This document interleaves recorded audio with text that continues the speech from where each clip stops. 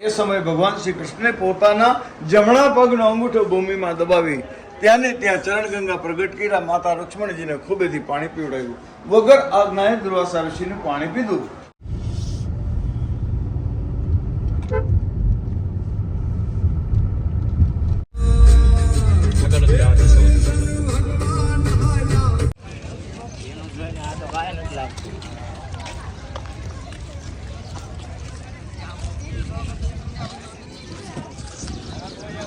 Hello hello जय द्वारका रे। पहला श्राप ये दिया, आप दोनों का 12 साल का वियोग हो जाए। भगवान का मंदिर गांव में, माता जी का मंदिर यहाँ जंगल में। सब चीज मिलेगा मगर पीने की बूंद भी मीठा पानी मिलता नहीं। सब जगह नमकीन वाला खारा पानी, सोल्टी पानी। यहाँ आने वाले यात्री को 2 कार्य करते। मुख्य कार्य माँ का दर्शन करना शांति से। ये आदि यात्रा की मालकिन, आदि यात्रा द्वारकाधीश के दर्शन से और परिपूर्ण यात्रा रुक्मिणी माँ के दर्शन से। दर्शन करने के बाद नीचे मीठा पानी का पिया। सभी यात्रियों को दर्शन કરીને નીચે પાણી પીવું જરૂરી છે। મેઇન પ્રસાદ પાણી છે। એક પરિક્રમા કરીને આગળ જવાનું। બીજું કાર્ય પાણીનું જલ એટલે દીધું કે જમવાનું રોટલું દીધું પણ જમાઈ નહીં નીચે પાણી રસ્તામાં બે જણાએ પાણી પીધું। દુર્વાસા દર્શન કરાવીએ એ મોબાઈલ લઈ લીધો। એ બાપુજી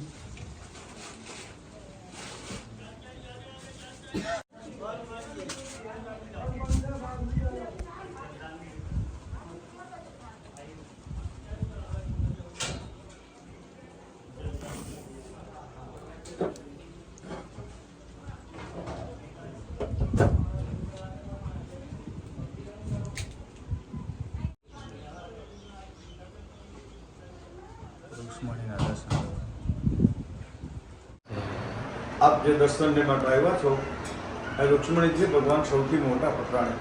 ભગવાન શ્રી કૃષ્ણ માતા રુક્ષ્મણીજીને અંબાજી ગયા। ભગવાન શ્રી કૃષ્ણ રુક્ષ્મણીજીનું હરણ કરી વિદર્ભ દેશ કુંદનપુર ગામ ઉમરાવતી નગરી અને ત્યાંથી ભગવાન શ્રી કૃષ્ણ હરણ કરીને દ્વારકા લાવેલા।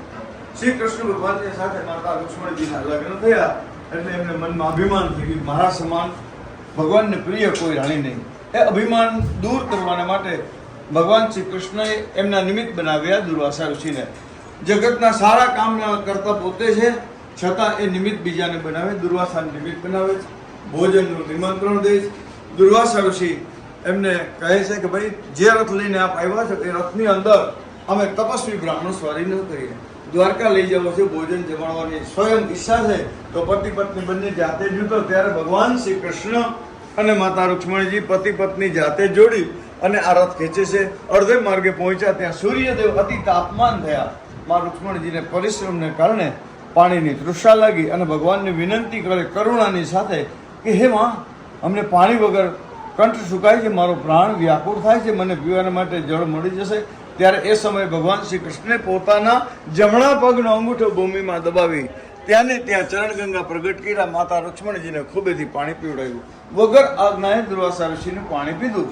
ક્રોધની અંદર દુર્વાસા ઋષિ આવી ગયા કે નોતરેલા બ્રાહ્મણને પાણી પીવડાવ્યું નહીં, મારી આજ્ઞા લીધી નહીં, મારા ઋષિકુળનો અપરાધ થયો, અપરાધને કારણે હું આપને શ્રાપ આપું છું કે પતિ પત્ની બંનેનો 12 વર્ષ સુધી વિયોગ થઈ જશે અને પૂરી દ્વારકા ભૂમિનું પાતાળ સુધીનું પાણી તમામ જલ ખારા થઈ જશે। ત્યારે એ દુર્વાસાના શ્રાપથી આ ભૂમિની ઉપર બધું મળશે, યાત્રિકોની યાત્રા, મનોકામના દરેક વસ્તુ પૂર્ણ થશે, સોનેરની દ્વારકા રહેશે, પણ પીવાને માટે એ પાણી ખારું રહેશે। આવું દુર્વાસાએ વરદાન આપ્યું। આ 12 વર્ષ સુધી રુક્ષ્મણીજીએ ભૂમિની ઉપર તપ કર્યું અને તપસ્વી જીવનની અંદર આંખ ખોલીને જુએ છે તો પૂરી દ્વારકા નગરી ઉજળ બની ગઈ। ઝાડમાં પાંદડા ન રહ્યા, પીવાના પાણી ખરા થયા, પશુ પક્ષી દુઃખી થયા। ત્યારે ભગવાન શ્રી કૃષ્ણની પ્રાર્થના કરી કે ગરુડે ચડી આવો ગિરધારી, લજ્જા રાખો મારી કૃષ્ણ મુરારી। ત્યારે ભગવાન શ્રી કૃષ્ણ ગરુડની સવારી લઈ અને રુક્ષ્મણીજીને આશ્વાસન દેવા પધાર્યા। દુર્વાસા મહામુનિ આવે શ્રાપમાંથી મુક્તિ આપે છે। 12 વર્ષ પરિપૂર્ણ કરી ભગવાન કૃષ્ણ અને રુક્ષ્મણી બંને દુર્વાસાને લઈ ગયા પોતાના રાજમહેલે। રાજગાદીએ સોનાના મયુરાસન ઉપર બેસાડે છે। ભગવાન શ્રી કૃષ્ણ પોતે મયુર આસન ઉપર એમના ગુરુને બેસાડે છે. મયુર આસન ઉપર પોતાના ગુરુને બેસાડ્યા માલિક છે, છતાં ભગવાન શ્રી કૃષ્ણના ચરણમાં બેઠા, પાછળ પૂજા પાનો થાળ લઈ હાથ જોડી માં ઉભા છે રુક્ષ્મણીજી. પૂજા કરી, ભોજન જમાડ્યું, પ્રણામ કર્યા. ત્યારે મહાઋષિ અતિ પ્રસન્ન થાય છે અને રુક્ષ્મણીજીને વરદાન આપે છે કે કલિકાલ આવશે, દ્વારકા તીર્થ બનશે, યાત્રાનું ધામ બનશે. ત્યારે કોઈ પણ યાત્રી પોતાના ઘરેથી જ્યારે નીકળશે ત્યારે એમના મનની અંદર અને એમના દિલની અંદર એક ઉત્સાહ રહેશે કે મારે દ્વારકા જવું, મારે દ્વારકા જવું. ત્યારે એ વ્યક્તિ અહીં દ્વારકા આવી શકશે, દ્વારકાધીશના દર્શન કરે, ગોમતીની અંદર સ્નાન કરે, માતા રૂકમણીના દર્શન કરે. ત્યારે જ એમની યાત્રા માના ચરણોની અંદર પરિપૂર્ણ થાય એવું દુર્વાસા ઋષિએ વરદાન આપ્યું. દ્વારકા અડધી યાત્રાના માલિક ભગવાન દ્વારકાનાથ, અડધી યાત્રાના માલિક માં રૂકમણી, બંનેના દર્શન કરો ત્યારે તમારી મંગળ યાત્રા માતાના ચરણોમાં પરિપૂર્ણ થાય. એ જગત પિતા છે તો આ જગત મા છે. જગત મા છે એ માનું ઋણ હંમેશા પોતાના પુત્ર માટે વધારે હોય છે. તો આ માના ચરણોની અંદર તમારી તમામ યાત્રિકોની યાત્રા મનોકામના માં પૂર્ણ કરે અને ફરી પાછા સૌને આવા દર્શન દે એવા માં રુક્ષ્મણીજીના મંદિર તરફથી આશીર્વાદ.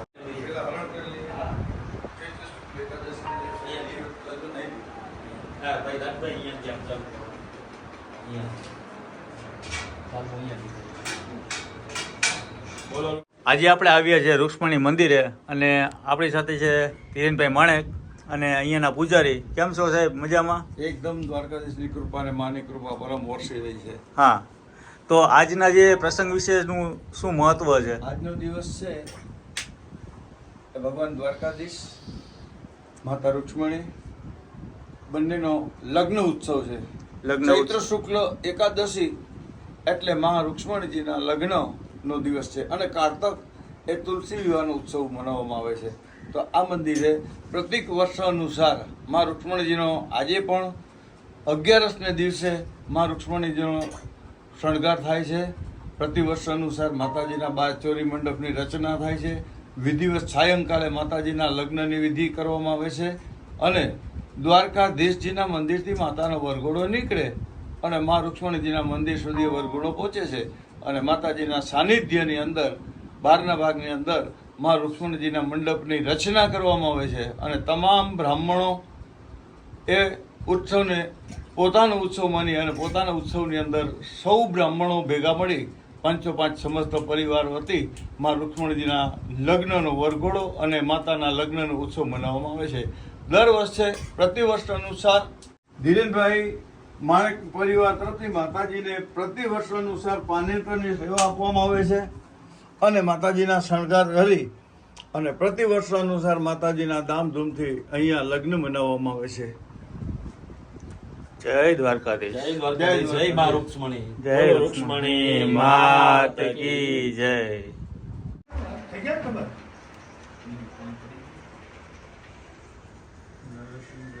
આજે શું શું રસોઈનું સેટઅપ છે આખું તમે જોવો. પહેલા તો અહીંયા દાળ, દાળ છે, અહીંયા બટેટાનું શાક છે, અહીંયા ગરમા ગરમ પૂરી ઉતરે છે, અહીંયા બેનો રોટલી પૂરીઓ વણે છે. સ્વીટમાં આ સ્વીટ છે, અહીંયા ભાત છે અને આ છે મસાલો, બટેટાનો મસાલો છે. અહીંયા બધી રાજગરાની પૂરી દે. રાજગરાની પૂરી અને કટલેસ. આ જમણવારનું આયોજન થતું હોય છે અને અહીંયાના રસોઈયા છે મનીષભાઈ. મનીષભાઈ, જય દ્વારકાધીશ. અહીંયાનું આયોજન તમે જ કરો છો? આજનું જે જમણવારનું આયોજન તમારું હોય છે? જમણવારમાં રસોઈનું મેન કામ મહારાજનું હોય છે. અત્યારે જમણવાર ચાલુ થઈ ગયો છે. બધા મહેમાનો આવી ગયા છે. અહીંયા છે ભાત છે, દાળ છે, બટેટાનું શાક છે, કટલેસ છે, શ્રીખંડ છે, પૂરી છે, ભજીયા છે. બધા આજે પ્રસાદીનો લાવો લે છે. આપણે પણ હમણાં થોડી વાર પછી બેસીએ.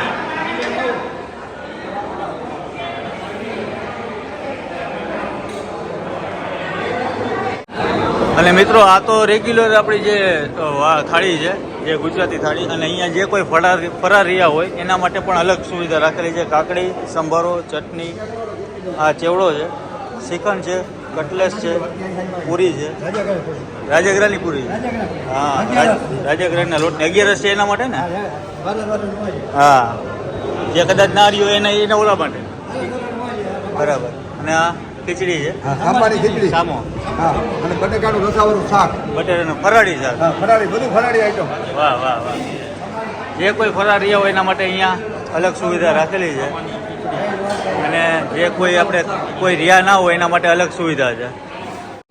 બધા પૂજારીઓ નીચે બેસીને જમે છે અને ભાવિ ભક્તો પણ અહીંયા આવીને પ્રસાદ લે છે.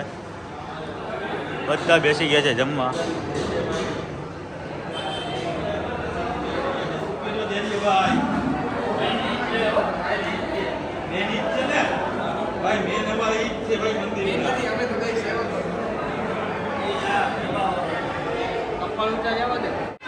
અત્યારે મહાપ્રસાદ આપણી આવી ગઈ છે. દાળ, ભાત, શાક, પૂરી, ફરાળી ચેવડો છે, કટલેસ છે, શ્રીખંડ છે. અને અત્યારે હું અને માણેકભાઈ બંને ભાઈઓ મહાપ્રસાદમાં પહોંચી ગયા છે. અને એક સુવિધા એક સારી છે, ફરાળી વાનગી પણ આ બાજુ છે, ફરાળીનું કાઉન્ટર આખું અલગ. હા, અને રેગ્યુલર એ પણ અલગ. ચાલો પ્રસાદી લઈ લઈએ. દ્વારકાની પ્રસાદી હોય ને એટલે એમાં કાંઈ ઘટે જ નહીં. જો બટેટાનું શાક છે અને બ્રાહ્મણના હાથની રસોઈ હોય એટલે મોજ જ આવે. ને કાંઈ કહેવાનું જ ના હોય.